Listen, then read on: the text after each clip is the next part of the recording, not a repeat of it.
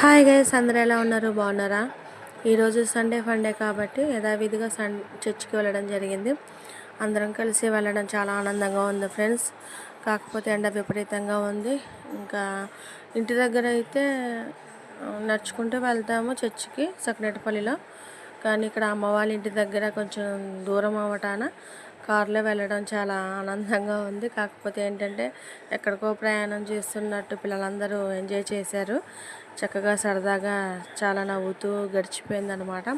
కాకపోతే ఏంటంటే చర్చి బాగా ఫుల్ అవ్వటం వలన బయటే కూర్చోవాల్సి వచ్చింది. మేమైతే బయట కూర్చోవటం వలన పిల్లల గోల అంత సౌండు, దానివలన వాక్యం ఏమీ వినలేకపోయాము. కాకపోతే ఏంటంటే ఏదేమైనప్పటికీ ఇలా ఫ్యామిలీతో కలిసి దేవుని సన్నిధికి వెళ్ళటం, వాక్యం వినటం చాలా ఆనందంగా ఉంది. ఫ్యామిలీతో కలిసి ఎక్కడికి వెళ్ళినా కూడా చాలా సంతోషంగా ఉంటుంది ఫ్రెండ్స్.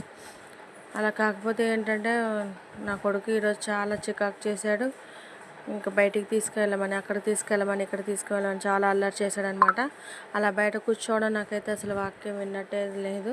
చర్చికి వెళ్ళానా అన్న ఫీలింగ్ కూడా లేదు. ఎందుకంటే ఒక పక్క పిల్లల గోల, ఒక పక్క మా ఓడి ఏడుపు, అంత గోల కింద ఉండిపోయింది. ఏదైనప్పటికీ అమ్మ వాళ్ళ ఇంట్లో అందరితో కలిసి చర్చికి వెళ్ళటం నాకు చాలా చాలా సంతోషంగా ఉంది ఫ్రెండ్స్. నాలాగే మీకు కూడా ఇలాగే ఉంటే కామెంట్ చేయండి.